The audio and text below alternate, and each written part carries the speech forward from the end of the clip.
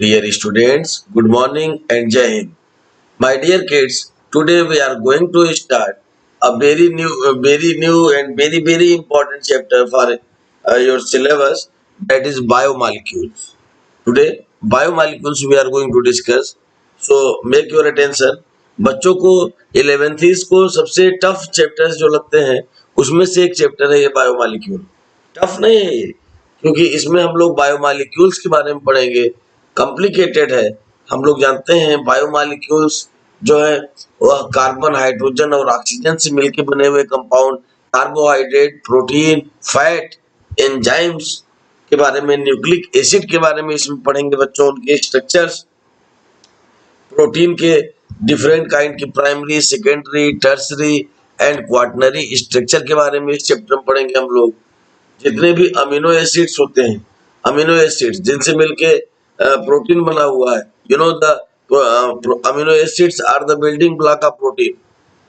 जैसे ईट से मिलके मकान बने होते हैं, उसी तरह से अमीनो एसिड से मिलके प्रोटीन बने होते हैं। तो अमीनो एसिड्स के स्ट्रक्चर, प्रोटीन के स्ट्रक्चर एंड कार्बोहाइड्रेट के स्ट्रक्चर, फैट मॉलिक्यूल्स के structure,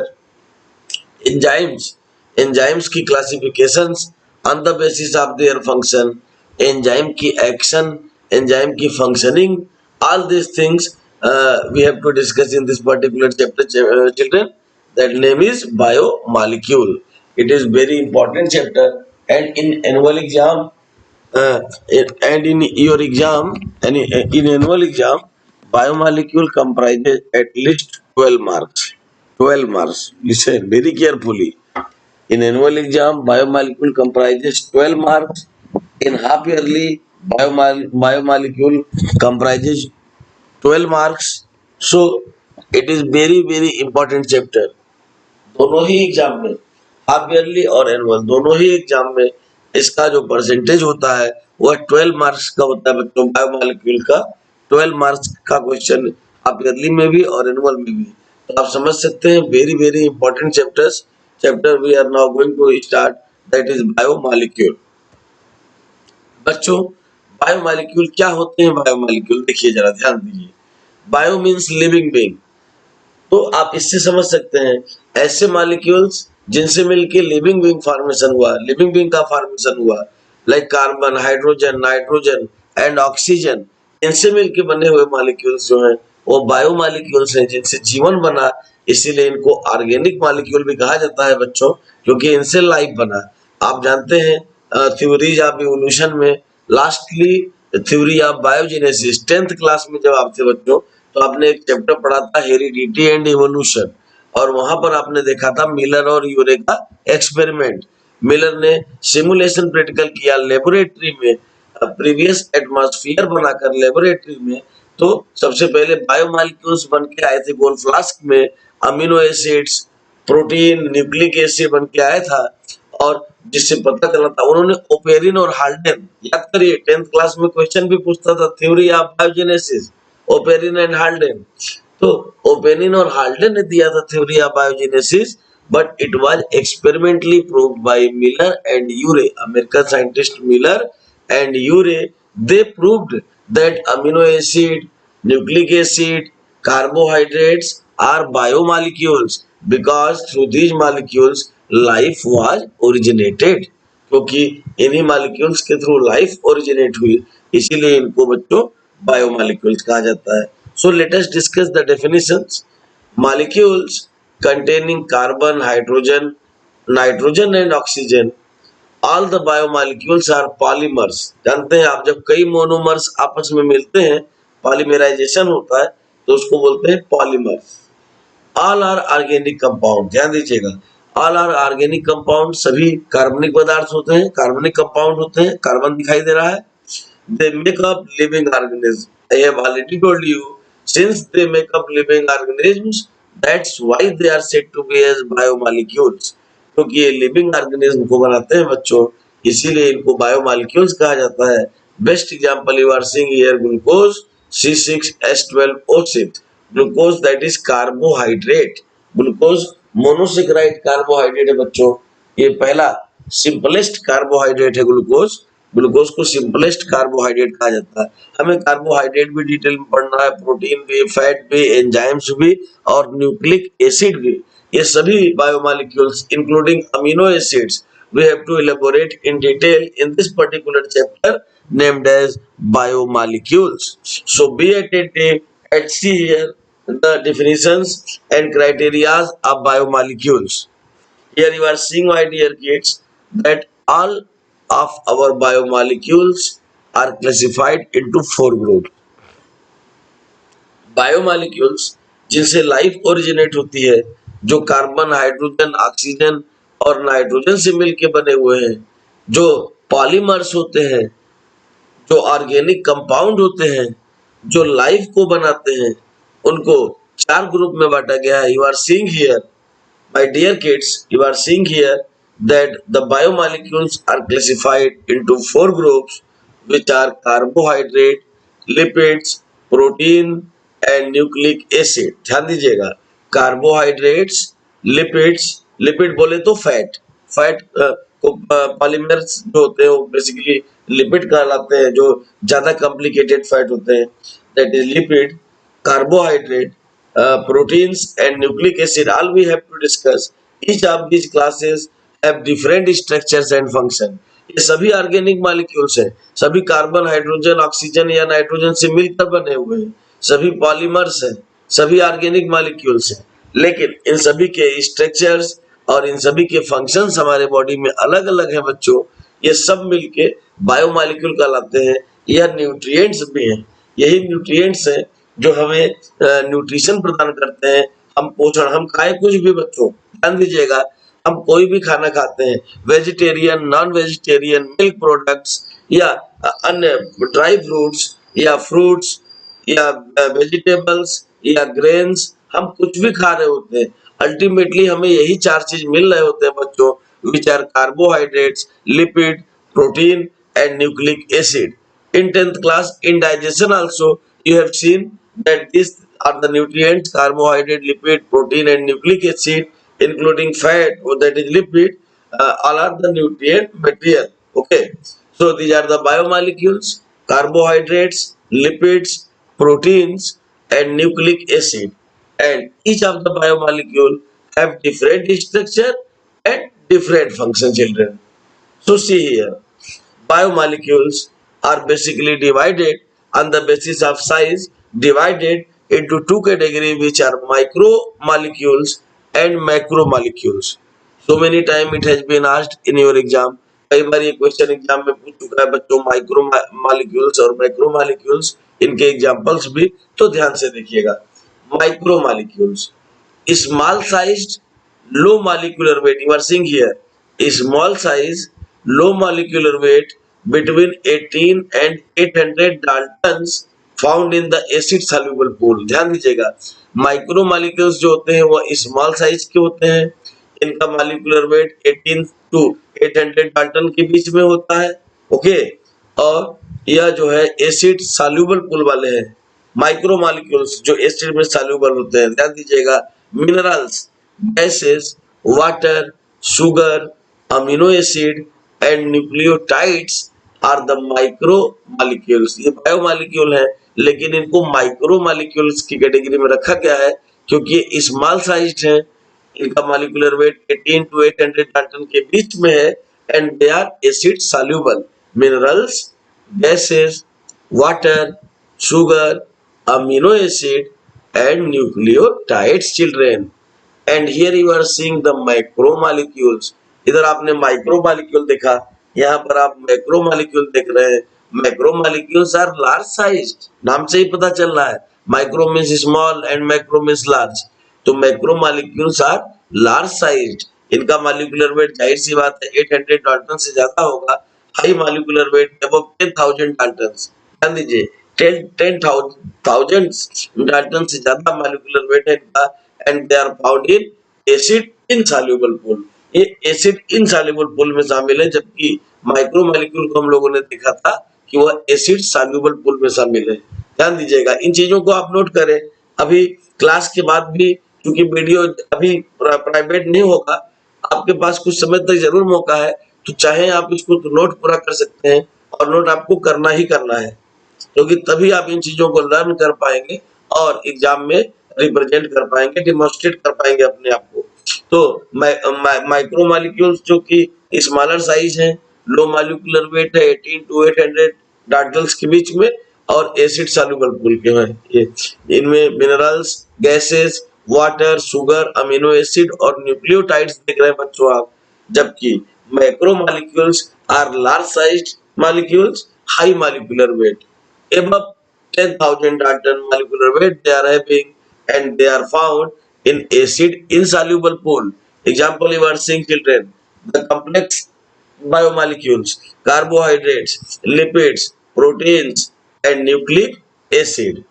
So my dear kids, let us discuss the structure of all these macromolecules. जो ये मैक्रोमोलिक्यूल्स आपने देखा, इनके स्ट्रक्चर को भी जरा समझिए कि इनका स्ट्रक्चर क्या है। कार्बोहाइड्रेट, प्रोटीन, लिपिड और न्यूक्लिक एसिड, इन चार मैक्रोमोलिक्यूल को भी आपने पीछे देखा, इनका मॉलिक्यूलर वेट 10,000 डाल्टन से ज्यादा है, जो लार्जर साइज के हैं और जो एसिड इनसॉल्युबल पूल में पाए जाते हैं। कार्बोहाइड्रेट्स, ध्यान दीजिएगा, carbohydrates polysaccharides of simple sugar. ये कार्बोहाइड्रेट्स पॉलीसेकेराइड्स के रूप में पाए जाते हैं। Poly means many, saccharides means sugar, यानी सिंपल शुगर्स एक साथ में मिलकर पॉलीसेकेराइड्स बनाते हैं। Protein polypeptide of amino acid, मैंने बताया जैसे घर या मकान ईंट से मिलकर बना होता है, ब्रिक से, उसी तरह प्रोटीन अमीनो एसिड से मिलकर बना होता है बच्चों। That's why amino acids are said to be as building block of protein, इसीलिए अमीनो एसिड को बिल्डिंग ब्लॉक ऑफ प्रोटीन कहा जाता है। Third one is lipid, lipid is insoluble in water, although common polymers glycerol and fatty acid, lipid जो insoluble होते हैं water में और इनके कॉमन पॉलीमर्स ग्लिसरॉल और फैटी एसिड होते हैं बच्चों। ग्लिसरॉल बोले तो CH2OH, CHOH, CH2OH, that is glycerol, and fatty acid are such carboxylic acid which are having more than 12 carbon atoms. Please children listen very carefully. Glycerol is CH2OH, CHOH, CH2OH, whereas fatty acids are such carboxylic acid having more than 12 carbon atoms. 12 are more than 12 carbon atoms. Example palmitic acid, example stearic acid. So later on we shall discuss in detail. Right now just we are discussing the structure of these macrobiomolecules, and here you are seeing the nucleic acid, which are the polynucleotides made up of nucleotides, and nucleotides are made up of ribose sugar 5 carbon containing nitrogenous bases and phosphoric acid, that is H3PO4. So my dear kids, here I am elaborating the structure of all major biomolecules, which are carbohydrates, proteins, lipids and nucleic acid. बच्चों ये चार major biomolecule है, इनको macro molecules भी कहा जाता है। आपने देखा इन लार्जर साइज के हैं, इनका मॉलिक्यूलर वेट भी 10,000 डाल्टन से ज्यादा है और यह एसिड इनसॉल्युबल पूल में पाए जाते हैं बच्चों। कार्बोहाइड्रेट्स जो कि सिंपल शुगर के पॉलीसेकेराइड्स हैं, जैसा कि मैंने पहले भी बताया कि all the biomolecules are polymer, सभी बायोमॉलिक्यूल्स पॉलीमर होते हैं। जब कई मोनोमर्स आपस में मिलते हैं बच्चों, तब जाके पॉलीमर बनता है। तो कार्बोहाइड्रेट, प्रोटीन, लिपिड या न्यूक्लिक एसिड जिनके मॉलिक्यूलर वेट्स भी 10,000 डाल्टन से ज्यादा है, जो कॉम्प्लिकेटेड पॉलीमर्स हैं, लार्जर ग्रुप ऑफ बायोमॉलिक्यूल्स हैं, इनको मैक्रोमॉलिक्यूल कहा जाता है। और आप देख रहे हैं ये चारों ही अपने पॉलीमर्स के फॉर्म में पाए जाते हैं। कार्बोहाइड्रेट जो कि शुगर का पॉलीमर रहता है, जबकि प्रोटीन जो अमीनो एसिड्स का पॉलीपेप्टाइड बॉन्ड है, पॉलीपेप्टाइड चेन है। लिपिड्स जो कि ग्लिसरॉल और फैटी एसिड से मिलके बनते हैं, और जबकि न्यूक्लिक एसिड जो कि न्यूक्लियोटाइड से मिलके बना होता है। डीएनए और आरएनए जो कि न्यूक्लियोटाइड से मिलके बने होते हैं। एंड न्यूक्लियोटाइड बोले तो you know very well that ribose sugar 5 carbon containing plus nitrogenous base, adenine, thymine, guanine and cytosine plus phosphoric acid. So my dear kids, let us start the first biomolecule, that is carbohydrate. हमें हर एक के बारे में, जैसा कि मैं पहले बताया, अमीनो एसिड्स एंजाइम्स के बारे में भी हमें पूरा डिटेल में पढ़ना है। इस चैप्टर में एंजाइम से रिलेटेड 5 मार्क्स का क्वेश्चन सबसे अधिक इंपॉर्टेंट माना गया है, that is classification of enzyme on the basis of their function, action of enzyme, cofactors. तो एंजाइम से रिलेटेड कोई ना कोई क्वेश्चन जरूर आपके एग्जाम में रहता है बच्चों। इसके अलावा फैटी एसिड और ग्लिसरॉल, फैटी एसिड का डेफिनेशन जो मैं पीछे बताया था, ग्लिसरॉल का स्ट्रक्चर, कुछ अमीनो एसिड्स के स्ट्रक्चर एनसीईआरटी में बने हुए हैं, लाइक ग्लाइसिन, लाइक सीरीन, तो लाइक एनिलीन। तो इन अमीनो एसिड्स के स्ट्रक्चर के बारे में भी पूछा जाता है, एज वेल एज प्रोटीन के 4 स्ट्रक्चर्स पढ़ने हैं आपको, primary, secondary, tertiary and quaternary. तो प्रोटीन के चारों स्ट्रक्चर के बारे में भी पढ़ना है बच्चों आपको। But let us start firstly the major group of biomolecule, that is carbohydrate. ध्यान दीजिएगा बच्चों, कार्बोहाइड्रेट। अगर हम केवल सिंपल डेफिनेशन जो हमने 10th तक देखा कि कार्बन, हाइड्रोजन और ऑक्सीजन से मिलकर बना हुआ कंपाउंड है, तो यह कार्बोहाइड्रेट के लिए प्रॉपर डेफिनेशन अब नहीं होगा। My dear kids, right now you are in intermediate, and intermediate is the perfect class to acquire the perfect knowledge of each and every subject which you are studying in your stream. तो आप अपने stream में जो भी subject पढ़ रहे हैं उसका परफेक्ट और प्रॉपर यहाँ पर नॉलेज आपको मिलना चाहिए। तो कार्बोहाइड्रेट के लिए इंटरनेशनल साइंस सोसाइटी ने 2 डेफिनेशन दिया। एक तो आपने सिंपली बोल दिया कि कार्बन, हाइड्रोजन और ऑक्सीजन से मिलकर बने हुए कंपाउंड। जो डेफिनेशन अब कार्बोहाइड्रेट का मैं बता रहा हूं उसको बहुत ध्यान से सुनिएगा। Carbohydrates are the aldehyde and ketonic derivatives of polyhydric alcohols. Listen very carefully, my dear kids. Carbohydrates are the aldehyde and ketonic derivatives of polyhydric alcohols. Very easy, very simple, and very perfect. That is, carbohydrate are the aldehyde and ketonic derivatives of polyhydric alcohol. बच्चों, aldehyde आप जानते हैं CHO, CHO is the functional group aldehyde, and carbonyl group C double bond O representing ketone। तो अगर aldehyde या ketone derivative के रूप में है पॉलीहाइड्रिक एल्कोहल का, अगर एक OH होता है तो आप जानते हैं मोनोहाइड्रिक, और अगर ग्लूकोज में, फ्रक्टोज में सबका स्ट्रक्चर आपको पता है, आप जानते हैं कई OH मॉलिक्यूल, कई OH हैं, तो इसलिए जो है इसलिए कई OH है, इसलिए जो है वहां पर बोला जाएगा पॉलीहाइड। एक OH के फंक्शनल ग्रुप अगर है तो बोलते हैं एल्कोहल, मोनोहाइड्रिक एल्कोहल, लेकिन कई OH अगर है तो बोलते हैं पॉलीहाइड्रिक एल्कोहल। तो इस तरीके से और इनके साथ में अगर इनका CHO का डेरिवेटिव है तो एल्डिहाइड डेरिवेटिव, और carbonyl C double bond O का डेरिवेटिव है तो ketonic derivative. That's why international science society has just proposed the definition of carbohydrate, that the carbohydrates are the aldehyde and ketonic derivatives। ध्यान दीजिएगा, carbohydrates are the aldehyde and ketonic derivatives of polyhydric alcohol। ये polyhydric alcohol होते हैं जिनके aldehyde और ketonic derivatives को carbohydrate कहा जाता है बच्चों। For best example are glucose and fructose. Glucose is aldoses and fructose is ketoses. जो एल्डिहाइड डेरिवेटिव रहते हैं उनको एल्डोजेज कहा जाता है, और जबकि जो कीटोन डेरिवेटिव्स रहते हैं उनको कीटोजेज कहा जाता है बच्चों।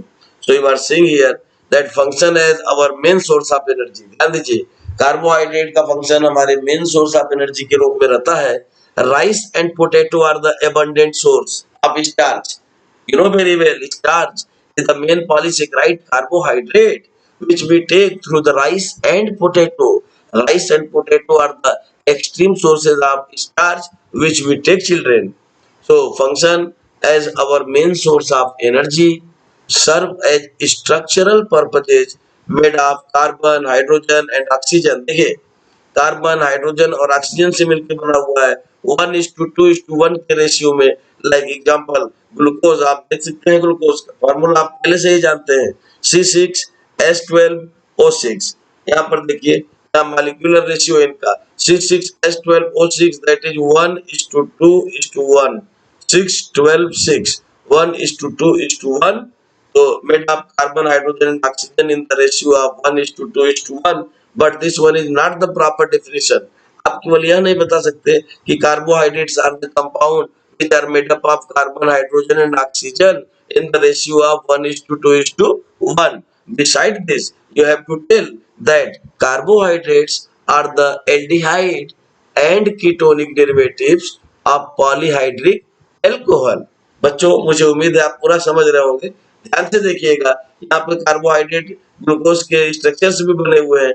यह स्ट्रेट चेन फार्मूला बना हुआ है ग्लूकोज का, और यह रिंग फार्मूला बना हुआ है। यह शो कर रहा है मोनोसेक्राइड्स को। मोनो मीन्स एक और सेक्राइड मीन्स शुगर। तो ध्यान से देखिएगा, कार्बोहाइड्रेट हमारे मेन सोर्स ऑफ एनर्जी के लिए फंक्शन करता है। यह कार्बन, हाइड्रोजन और ऑक्सीजन से मिलकर बना होता है, जो कि 1:2:1 के रेशियो में होते हैं। और ये ग्लूकोज, इसका एग्जांपल देख ही रहे हैं आप, fructose that is isomers of glucose and basic unit of or monomers is monosaccharides. आप ऐसे समझ सकते हैं कि simplest carbohydrates are said to be as monosaccharides. So glucose, fructose and galactose are the examples of monosaccharides which are simplest carbohydrate. ये simplest carbohydrate होते हैं बच्चों, monosaccharides. ओके, और यहाँ पर आप क्लासिफिकेशन को देखिएगा। मोनोसेक्राइड का classification of carbohydrates, number 1 monosaccharides लिखा हुआ है बच्चों। Glucose is the example, it is the simplest carbohydrate as I have already told you कि monosaccharides are the simplest carbohydrate. सबसे सिंपल वाले जो कार्बोहाइड्रेट होते हैं वो मोनोसेक्राइड्स होते हैं। It is the simple carbohydrate one that one attempted hydrolysis is not cleaved to smaller carbohydrate, example glucose. यानी यह सिंपलेस्ट कार्बोहाइड्रेट होते हैं और यह फर्दर हाइड्रोलाइज्ड नहीं हो सकते हैं। ग्लूकोज का हाइड्रोलिसिस नहीं होता है, ब्रेकडाउन नहीं होता है, क्योंकि यह कार्बोहाइड्रेट का खुद ही सबसे सिंपलेस्ट फॉर्म है। आप समझ सकते हैं बच्चों, ग्लूकोज या फ्रक्टोज। ओके, तो जैसे डाइसेक्राइड्स होते हैं, माल्टोज, गुड़ में पाया जाता है माल्टोज, तो माल्टोज टूट गया ग्लूकोज प्लस ग्लूकोज में। या दूध में लैक्टोज पाया जाता है, लैक्टोज शुगर, तो लैक्टोज टूट गया ग्लूकोज प्लस गैलेक्टोज में। या फलों में सुक्रोज शुगर पाया जाता है, तो सुक्रोज शुगर टूट गया ग्लूकोज प्लस फ्रक्टोज में। तो आप समझ सकते हैं बच्चों, ग्लूकोज, फ्रक्टोज और गैलेक्टोज यह सब सिंपलेस्ट कार्बोहाइड्रेट हैं जिनको मोनोसेक्राइड्स कहा जाता है, which can not be hydrolysed further. इनका फिर से हाइड्रोलिसिस नहीं होता है, because they are simplest carbohydrate. Okay, they are having one sugar, mono means one, saccharide means sugar, so they are having only one sugar, that's why they are said to be as monosaccharides, or you can say simplest carbohydrate. Now see the second one, that is disaccharide. नाम से ही पता चल रहा है आपको कि die means two, ध्यान दीजिएगा, di means two and saccharide means sugar, यानी जो कि दो शुगर से मिलके बने हो। तो जब इनका हाइड्रोलिसिस होगा तो जाहिर सी बात है यह दो मोनोसेक्राइड्स में टूटेंगे, इनका क्लीवेज होगा दो मोनोसेक्राइड्स में। देखिएगा लिखा हुआ है disaccharides made up of two sugar in fact and on hydrolysis is cleaved to two monosaccharides. दो मोनोसेक्राइड्स में इनका क्लीवेज होता है बच्चों, which may be the same और different. Example is sucrose. Example देखिए, सुक्रोज दिया हुआ है बच्चों, डाइसेक्राइड्स का जब क्लीवेज होता है तो दो मोनोसेक्राइड्स बनते हैं, ग्लूकोज ग्लूकोज। मैंने एग्जांपल्स बताए, आप जानते भी होंगे पुराने जमाने में या अभी भी गांव वगैरह में आप जाएंगे तो जब भी थका हारा आता है, गर्मी में थका हारा आ रहा है, तो उसको गुड़ खाने के लिए दिया जाता है। गुड़, you know very well, sugarcane से बनाया जाता है गुड़। और गुड़ के पीछे लॉजिक क्या है?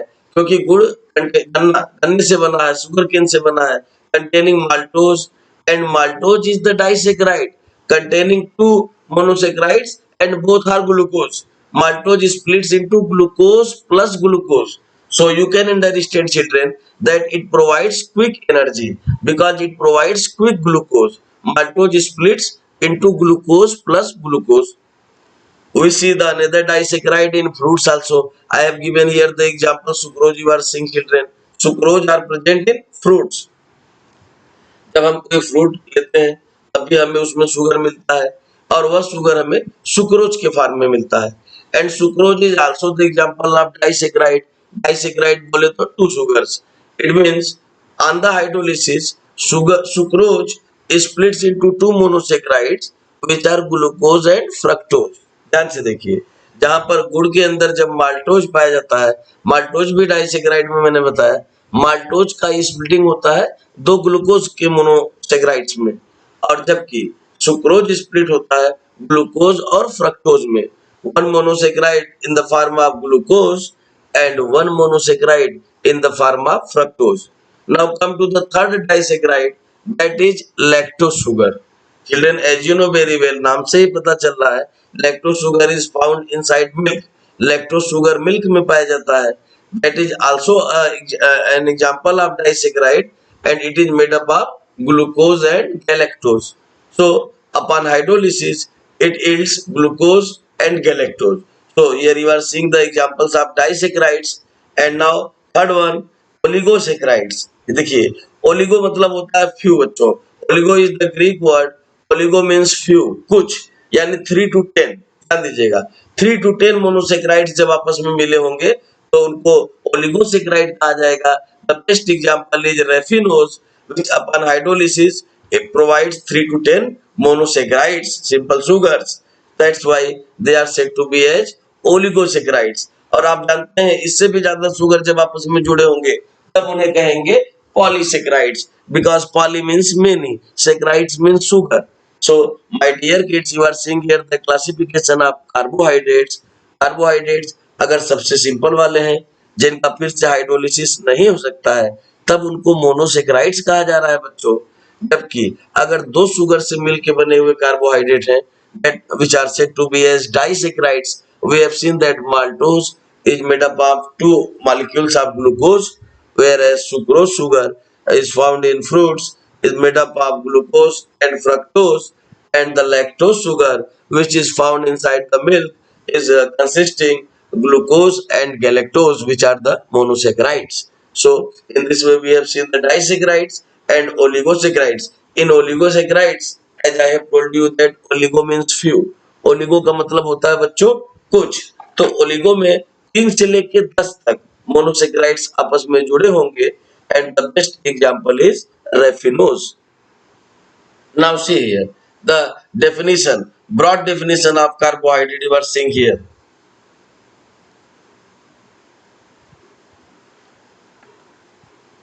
My dear kids, carbohydrates are broadly defined as the polyhydroxy, aldehyde or ketone and their derivatives, or as substances that yields one of these compounds.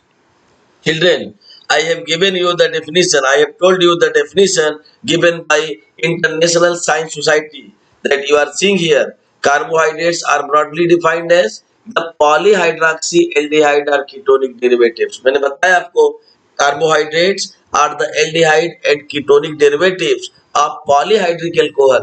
देखिए यहाँ polyhydroxy वर्ड देख रहे हैं आप बच्चों.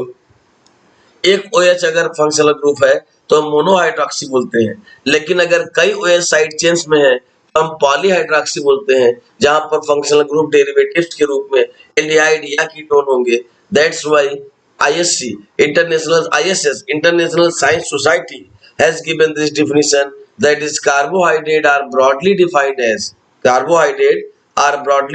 As polyhydroxy aldehyde or ketones and their derivatives are as substances that yields one of these compounds, या ऐसे substances जिनसे ये compounds बनते हैं. Composed of carbon, hydrogen and oxygen, which we have seen earlier that the composition of carbon, hydrogen and oxygen in the ratio of 1:2:1 that we have seen in glucose. And functional group present include hydroxyl group.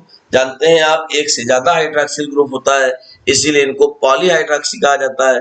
Definition में हमने देखा भी कि aldehyde या ketonic derivatives होते हैं polyhydric alcohol के.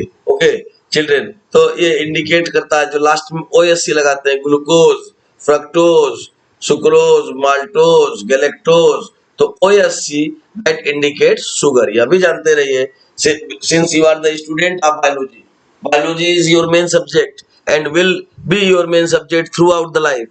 That's why you should know each and everything related to biology in elaborated manner.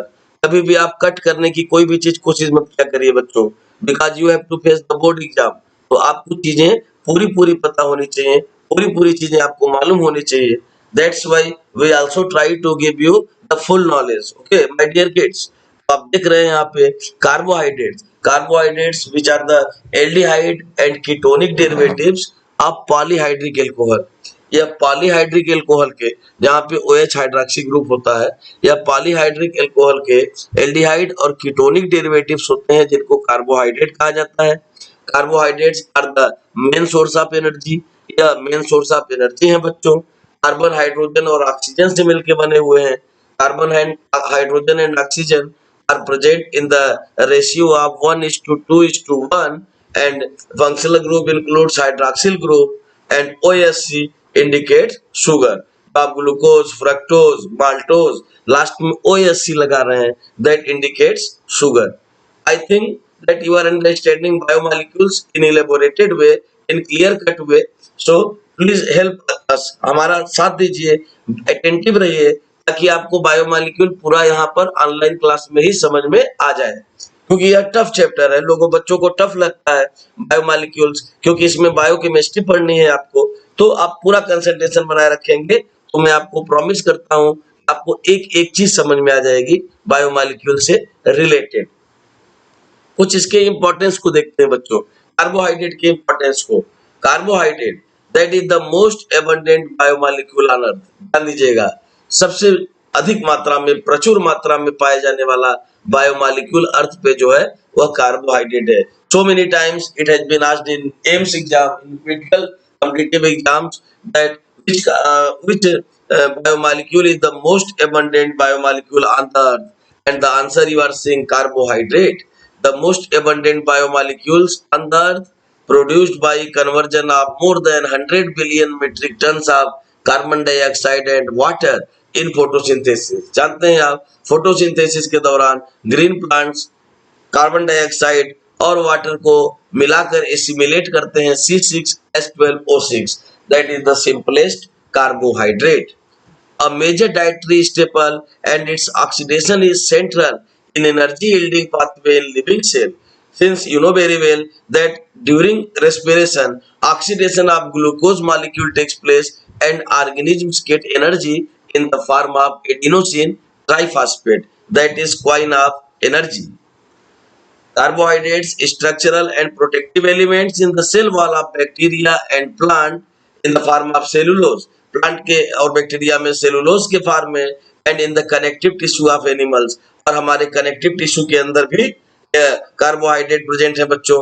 जबकि lubricate skeletal joints and participate in recognition and adhesion between cells and glycoconjugates के रूप में carbohydrate पाए जाते हैं हमारे बॉडी में, हमारे बोन्स में, हमारे बॉडी के बाहर, अर्थ के हर ऑर्गेनिक सब्सटेंस में carbohydrate. That's why you are seeing here the most abundant biomolecule on earth is carbohydrate। And during classification I have told you that if many sugars are clubbed together then they are said to be polysaccharide। तो यहाँ पर polysaccharide को भी लेकर बताया जा रहा है, ध्यान से देखिएगा चारों ही सेक्राइड्स को। Carbohydrates glycans have the following basic composition, you know, CH2O, CH and O, carbon, hydrogen and oxygen, ratio is 1:2:1, and carbohydrates are of following types. Monosaccharides are the simplest carbohydrate containing simple sugars which cannot be hydrolyzed further.